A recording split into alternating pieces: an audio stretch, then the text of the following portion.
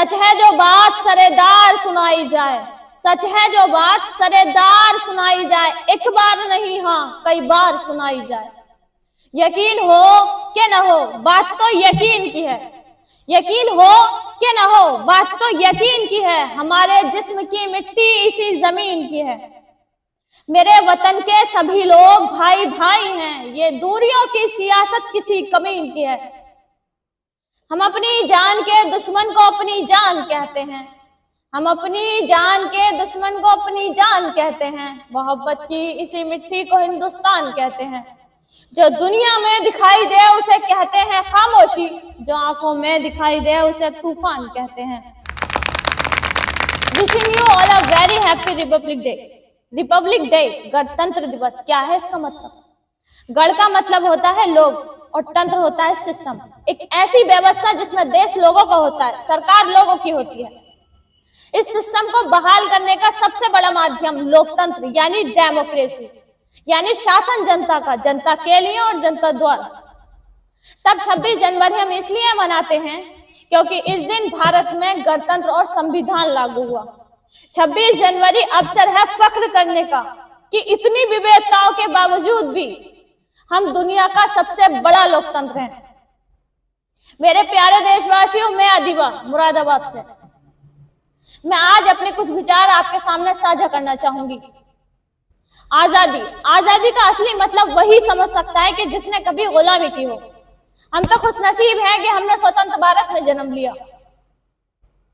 यूं तो आजादी की लौ 1857 में ही जल चुकी थी, जो बरसाल बनकर हमारे देश को आजाद कराई।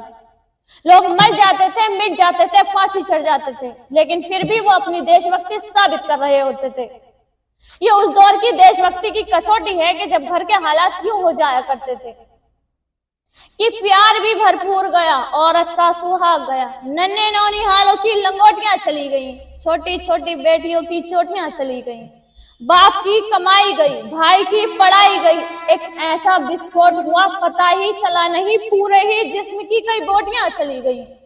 और आपके लिए तो एक आदमी मरा है साहब, मेरे घर की तो रोटियां चली गई, मेरे घर की तो रोटियां चली गई वाले हालात पैदा होने के बावजूद भी एक माँ अपने बेटे को दुश्मनों की धज्जियां उड़ाने के लिए भेज दिया करती थी और उसे पत्र लिखकर यह भेजा करती थी कि माँ ने पत्र लिखा है बड़े ही चाव से, कि माँ ने पत्र लिखा है बड़े ही चाव से, बेटे मेरे न घबरा जाना, एक इंच भी पीछे ना हट जाना, चाहे इंच इंच कट जाना, चाहे इंच इंच कट जाना।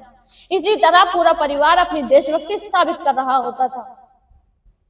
उस वक्त देश बलिदान मांगता था, देश मर जाने को, मिट जाने को, फांसी चढ़ जाने को कहता था। आज देश मर जाने को, मिट जाने को, फांसी चढ़ जाने को नहीं कहता। मैं नहीं मानती कि व्हाट्सएप या फेसबुक पर अपनी डीपी को 3 रंग से रंग देना देशभक्ति है, या फिर साल में 2 बार हाथ में तिरंगा ले लेना देशभक्ति है। अगर ये देशभक्ति है तो मैं पूछना चाहती हूँ कि फुटपाथ पर रहने वाला वो बच्चा जो नंगे पांव तिरंगा बेच रहा होता है, तो क्या आप उसे इस चीज को देशभक्ति कहेंगे? नहीं, बल्कि ये उसके पेट की भूख की शक्ति है जो उसे ऐसा करने पर मजबूर करती है। मजदूर को मजदूर समझिए, मजबूर नहीं। गरीब को काम दीजिए, दान नहीं। और एक वैचारिक बीमारी जो मुझे हमारे समाज में नजर आती है, कहा जाता है कि हम दुनिया का सबसे बड़ा लोकतंत्र है। जहां मुस्लिम पैदा होते हैं, हिंदू, सिख, ईसाई भी पैदा होते हैं, पर अफसोस, पर बदकिस्मती है कि अब इंसान पैदा नहीं होते और लोकतंत्र के लिए अच्छे इंसान की जरूरत होती है।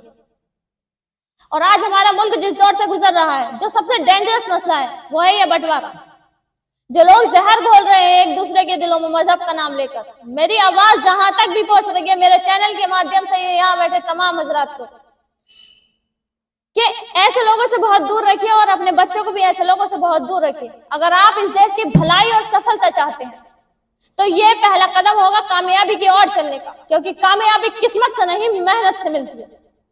और एक बीमारी और जो मुझे नजर आती है वो ये हमारा अंधविश्वास।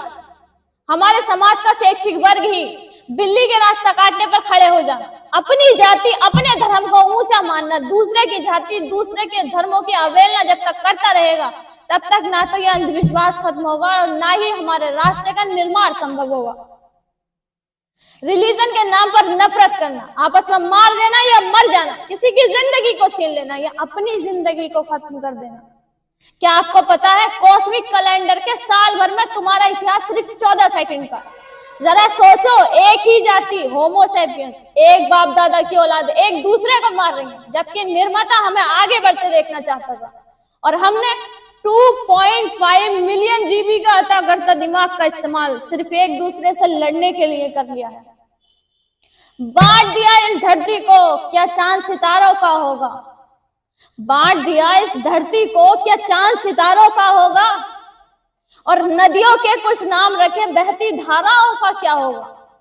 गंगा का पानी भी पानी है, आबे जमजम भी पानी है, मौलवी भी पिए, पंडित भी पिए, पानी का मजहब क्या होगा। और इन फिरका परस्तों से पूछो, क्या सूरज अलग बनाओगे। और इन फिरका परस्तों से पूछो, क्या सूरज अलग बनाओगे। एक हवा में सांस है सबकी, अब क्या हवा भी नहीं चलाओगे। सर उठे तो सही जुल्म के सामने, तभी जालिम का वक्त हिसाब आएगा और तभी गरीबों के दरबार में हाथ जोड़े हुए हर नवाब आएगा। इनकिलाब आएगा, इनकिलाब आएगा। हमें इस अंधविश्वास को और इन नफरतों को खत्म करना होगा, तभी हमारा देश आगे तरक्की कर पाएगा। अगर किसी के साथ गलत हो रहा है तो जुल्म के खिलाफ एक साथ आवाज उठाएं, खामोश ना बैठें, क्योंकि आज अगर उसके साथ गलत हो रहा है तो कल आपकी भी बारी आएगी।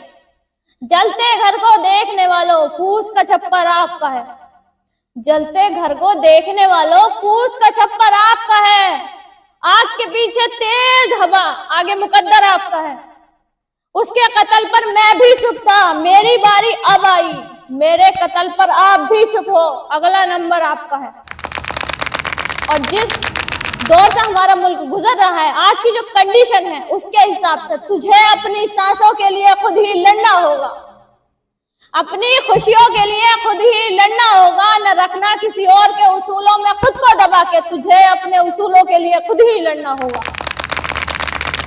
हमें बड़ी बड़ी बातें नहीं, छोटी छोटी कोशिशें करनी होंगी और कोशिश करने वालों की कभी हार नहीं होती।